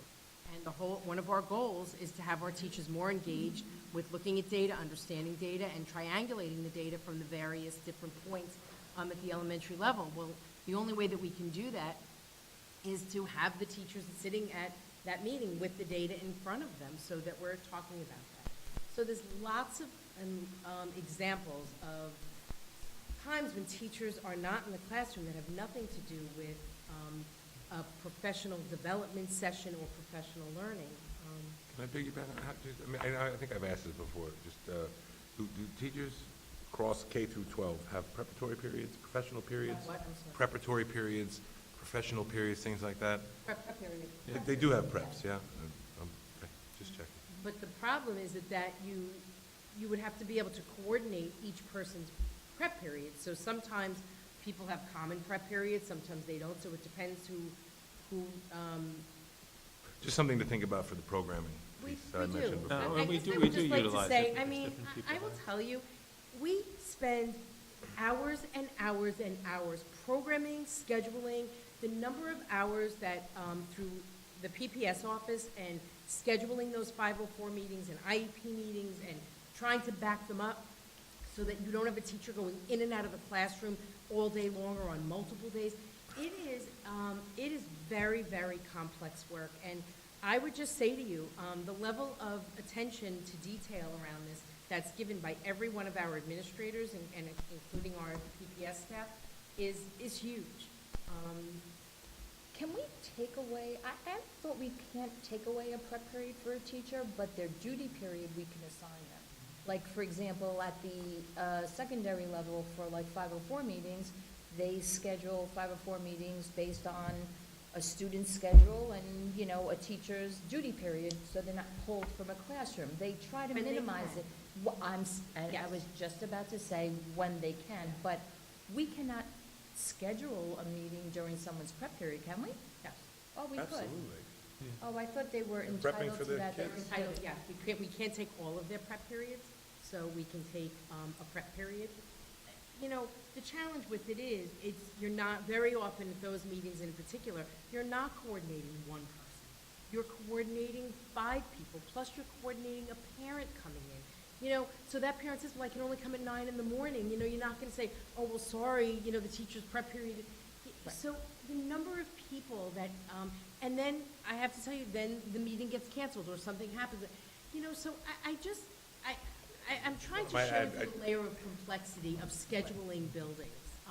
Just, what you just said, I just have to clarify. So, because I heard it one way, and I'm sure you didn't mean it this way, but I would think that you could say to a parent, we need to schedule this when the teacher's not teaching, because the kids come first. I would think that, and I hope you meant it that way. I don't know, but like, if you said to me, both of my kids have 504s, so I know many parents who have 504s. You called me and said, I can't do it on this time because the teacher's teaching. I'd say, okay, well, when's the teacher not teaching? So it's not just one teacher, that's my I point. There's a understand. lot of people sitting at the table. I mean, this is one of those areas where I'm in the business, so I know. I understand. Right. I think she's saying it for the rest of us. I do, but I'm trying to clarify something for the rest of us. I think, PLRDs. So, in order to try to move forward, where we go with this, because I'm back to where you were saying that you're struggling with giving us what you, or trying to address rather, what we're asking for, and I'm struggling with trying to articulate what to ask for. And before we leave the conversation completely, I go back to what the board's responsibility is, which is reviewing student performance and assessing where we're at and if it's working. I'm assuming, based on what you gave us for PLRDs, understanding the value of PLRDs, part of the presentation tonight, that everything on this list relates to student performance. Otherwise, they're not. The flexible approach doesn't necessarily mean they're getting professional development, but what they're doing during that time that we're giving professional release day and taking the kids out of the classroom and letting the teachers do this work, it relates to improving student performance. Would you agree? Yes and no. So I think everything we do ultimately is linked to student performance. But I'll give you an example. So Shelley Hoot, Assistant Director for PPS, did several sessions on writing IEP goals. We had a lot of inconsistency in the way our IEPs are written. So for parents who have children with IEPs, I'm sure that they can see from one year to the next that there have been inconsistencies, and it's a training issue. So in the end, do I think a better written goal leads to better support for that student? Absolutely, no question about it. But I guess to me, that's like sort of a good example of where I don't know that somebody would just see it automatically as that without that additional explanation. And for the assessment piece, if this board is back in the same spot next year, looking back at the PLRD and the work that's been done, are we ever going to be in a place where you're assessing PLRD, or is it not? Are you not able to because of this approach we're taking and how that time is spent? No, I think assessing PLRD is different than assessing student performance. It is, right? That's, yeah. So I think that we need some clarity around what that means to assess and what does it mean to value. You know, one of the things that we said last year when we launched this conversation and talked about our neighboring districts, right? So Ardsley has had early release. They don't call it PA, it's just early release. And there's a recognition of the demands of the school day are just greater than really any one of us can accomplish at this point. You know, for years, teachers and principals have had full-time jobs, and that was long before New York State Ed, and that was long before the demands that come from within the school district, from boards of education, from New York State, from internal, all kinds of changing standards, and we all were working full-time way before that happened. So the need for time to do our work, to engage, to be able to talk to another colleague educator about a student we share. I can't underestimate for you, like, the importance of that and the value of it. So some of our neighboring districts, they don't link it to professional learning per se.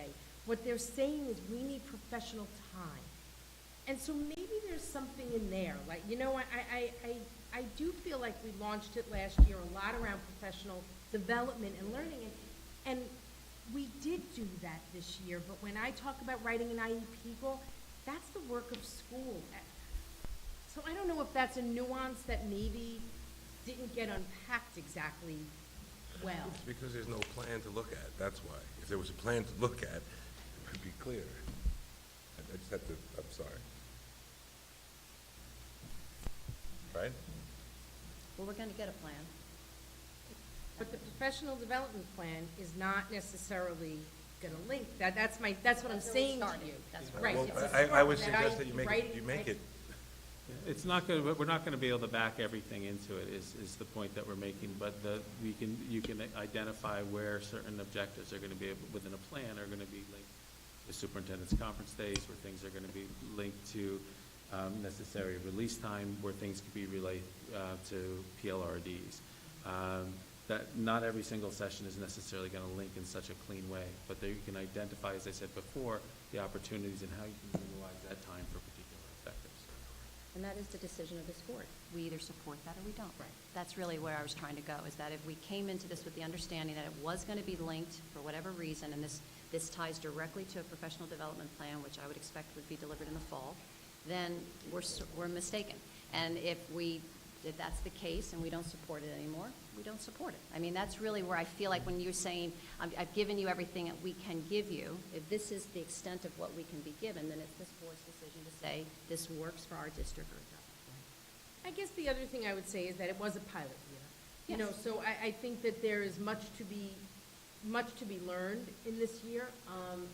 I think that in any given year, it will probably look different at different buildings. So for instance, if I were to think about the high school, and I would think about if, you know, we were to shift to the block schedule, I would imagine that a lot of their PLRD time would actually be, that is such a huge focus, that would probably get more of the weight in that first year, let's say. So I do think that, you know, one of the things I normally at the end of the year, the building administrators stand up and they give you some sort of a report of the year. You know, if you go back and you look at the building plans, every one of our building administrators and their teams have written action plans for the year. everything that was done is related to an action plan. None of it was random, none of it was arbitrary. Everything that you see that Chris shared with you links back to the expectations and the goal setting that our building administrators did in August. So, I mean, maybe that's the better connect for us to say is, well, here's your action plan. How many of your PLRD days are reflected your goals at the building level? I don't know, because, you know, for us, and Marie, you said it before, you know, we live it. We're like living it every day, and we're all moving as fast as we possibly can, but everything is linked. So, you know, I don't want to keep rehashing the same things. There's an ask for a plan that would link these types of experiences to what our needs and objectives are. That will be done, and that will be presented, and hopefully that satisfies where the board's questions may lie. And at that time, like we know has happened many other times, if there's deeper questions in that, we will have those conversations at that point in time. As we look to the next year, you know, right now we're trying to focus on the things now, but we are already starting to set what those objectives are for the coming school year, and very clearly this is a top priority for us.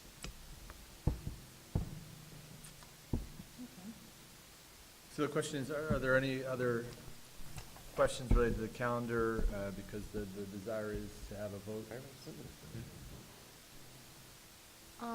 I appreciate you scaling back the half-days at the end of the year. My prior term, when I was on the board, several years ago, we had this conversation because, like you said, when you first came here, the end of the year was these 1 hour days, and they were 4 days or 5 days of half-days, then 1 hour days, and we had a conversation about half-days, what that looks like, and scaling back the number of half-days. And we did go, you know, to two half-days. And then the past 2 years, we've crept back up to 3 half-days. I understand what you're saying about what the teachers need. It just, you know, when I sat here and I just poked around different other districts, I mean, besides Hastings, who has 3 half-days, but they don't have a no-school day on the last day of school, is calling it a superintendent's conference day in Tarrytown.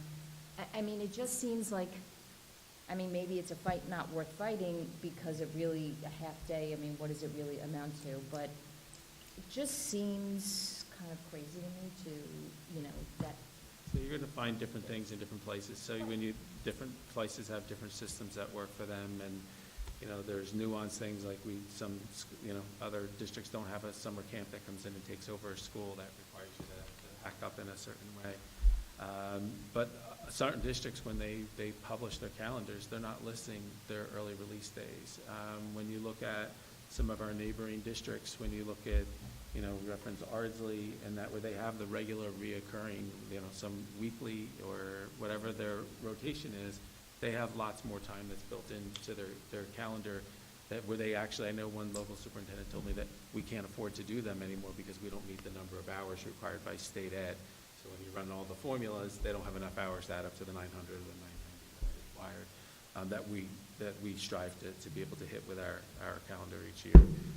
So you're going to find different things in different places. If we go back and we look historically, as I think we've said before, that, you know, Irvington generally falls around the three-day mark. This year we have 3. The year before we had 3.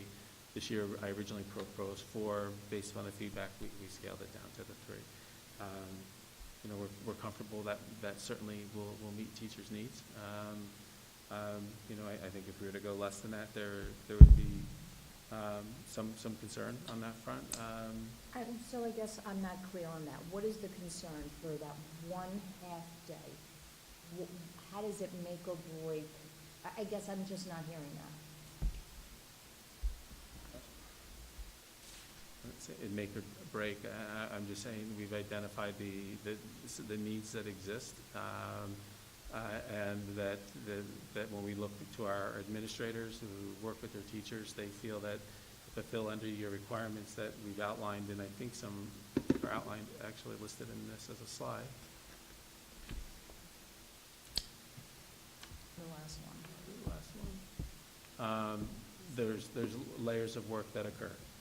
So this is what the request has been, as Raina referenced before, the amount of work isn't decreasing from year to year. So, you know, we're looking at what is before our teachers, and, you know, that last bullet's there for the last reason, because it's not student-centered, it's practical, and people trying to get ready. Again, and I'm just, and I don't mean to be difficult, if that's the way this is coming across, but like camp, we've been having camp at the school for as long as my kids, you know, my girls are in college now, and they started here in the little day camp before kindergarten. You know, Ames Web, Assured Writing Experiences, I still have the girls, you know, folders from all of that. So it's, I guess what I'm not understanding is how the needs have changed, because we did have the 2 half-days, and then you went up to the 3 half-days before I started on the board, and then we had it last year. And, you know, I guess what got me, it became apparent, was when you asked for the 4, and then it triggered the memory of my last time being on the board and having this conversation. And I guess I'm not seeing how the need has increased or changed to warrant adding the days. So I do appreciate you've reduced it back to what it was. I would say- Everyone is fine with the 3 days, it's fine, but I am just There's not a point to it, understanding. I would say, if you look at the 2 years were anomalies compared to the past practice of what happened, and we highlighted what happened for many years before I was here. We've reflected what has happened during this point in time in the 2 years and 2 days or 3 days. Quite frankly, I think we've kind of hit a point where we need to make a decision, and where we sit, because we're belaboring points that I think we could keep going on for. I feel that I've made a case, and you know, either you support it or you don't, and I'd ask that, you know, you certainly make a determination how you would want to move forward on that front, and we'll make our plans accordingly. I definitely just want to add, I don't think I'm not okay with it. I think 2 days is more than enough. I'm more concerned with what the students need and what the teachers need, and I think that we should really calibrate that thought. All right, well, I guess we're doing a straw poll, so I don't know if you have an opinion about the number of days. I had said that I would prefer if the calendar could have the 2 days in lieu of the 3 days.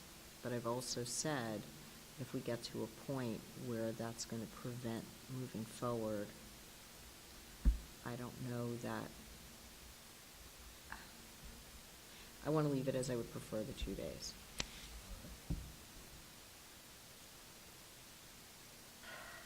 I am not gonna, I am in Beth's position entirely. So I would prefer 2 days. I hear what's been said. I would like to think we can move in that direction and make those last days of school meaningful. But if what has to be done takes 3 days and there's no way to change that, then I'm not going to continue to belabor this. Can I pitch a compromise? We keep it to 3 days this year with an early enough conversation about this point. I mean, because it's really silly to be talking and taking up all this time about this. So I propose we leave it at the 3 days for this year, with the commitment that we have this conversation much earlier next year about this. If your recommendation next year is to keep it at the 3 days, to have this conversation, not necessarily the whole, because I know it could be delayed from the state releasing the dates about the calendar, but at least have this portion of the conversation earlier in the year. My Not turn? too early. My turn now? I certainly didn't plan on having the conversation at the end of April right now. So. Okay. Is it my turn? I'm just pitching stand a pat on 2 compromise. days. Maria? What? I stand pat on 2 days. Okay. I want to thank Maria for that idea, because that is sort of a leitmotif for what has been going on with the budget process, and finding areas where we can trust that the following year we're going to see changes that we would really like to see.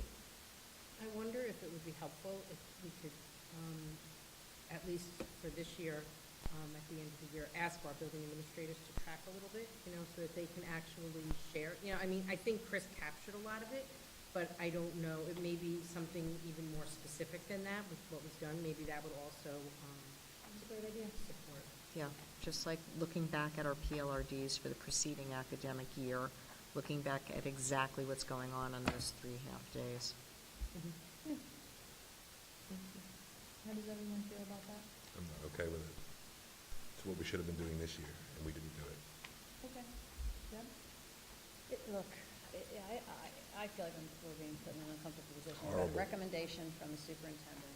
We didn't hear about this last year. It's not, we haven't heard during any presentation from Dow's Lane, which I assume this is directed to, why days were insufficient last year. But if our superintendent and if our assistant superintendent of curriculum is saying that our teachers are demanding this, that they're not getting done what it needs to get done, I don't feel like I'm in a position to say. You know, I mean, I'm in the same place as Deb. Okay. Yeah, I definitely support the calendar as is, and I would say that I appreciate you mentioning in earlier conversation that I think there's other opportunities ahead that we can focus on to increase instructional time in the classroom, and I heartily encourage that to happen. So it sounds like we have enough to move forward with the calendar as presented. Thank you. So moving forward, we're into our item number 6, the 2019-20 budget adoption. Is this a roll call vote? No? I believe it is. No? No? All right. Nothing special. All right. It's true. Do we want to double check? No.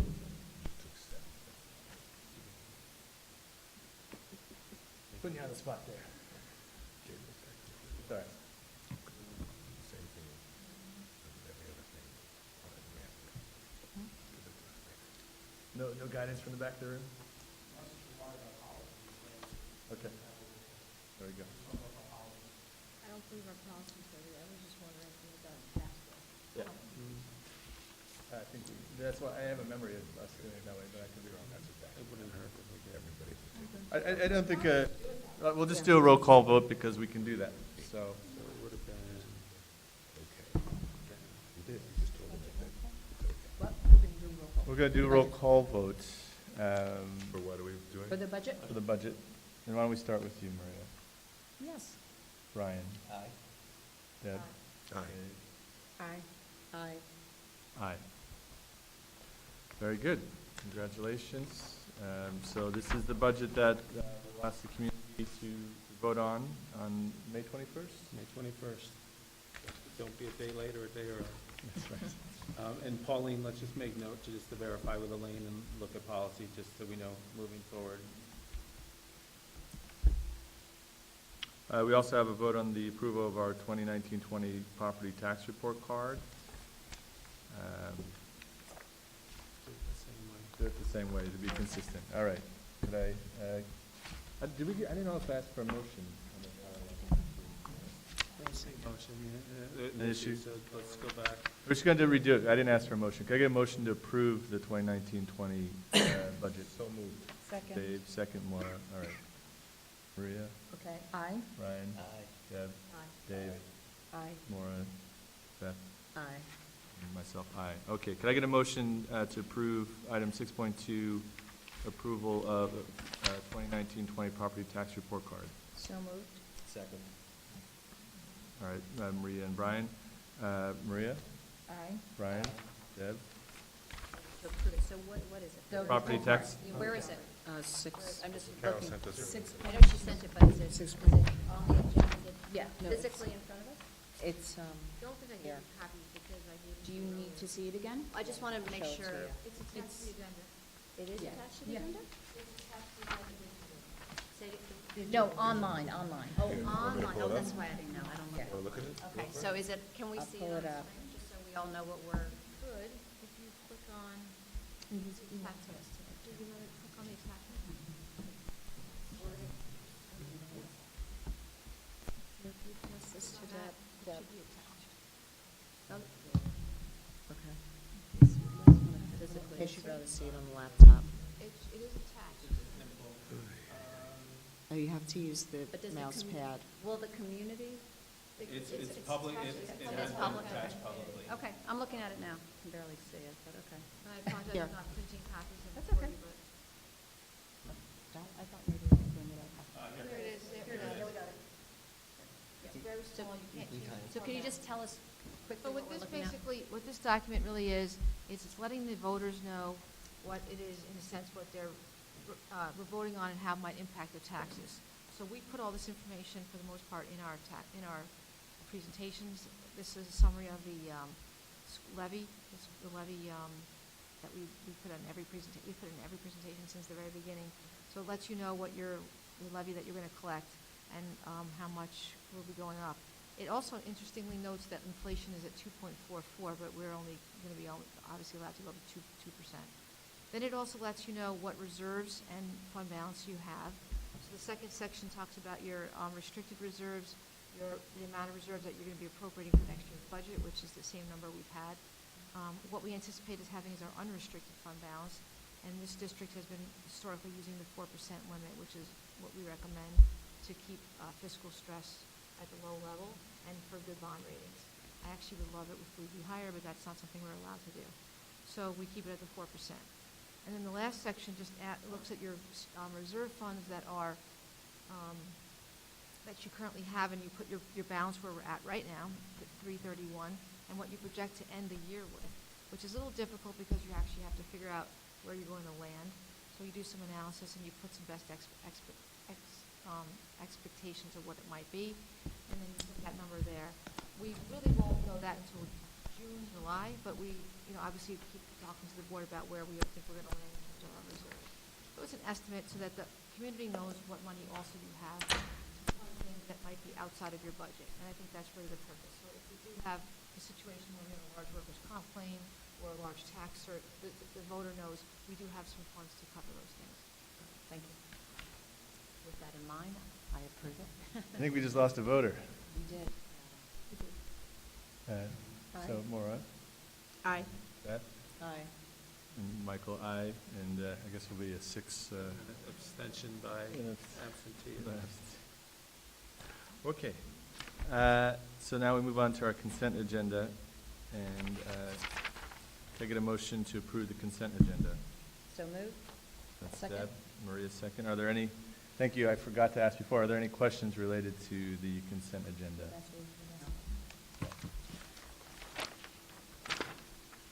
We were voting for some personnel items, appointment of coaching, substitutes, approval of extra compensation.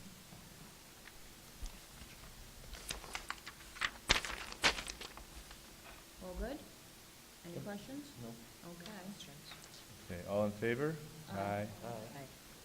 That's another 6-0 and 1. I believe. All right, so, is that?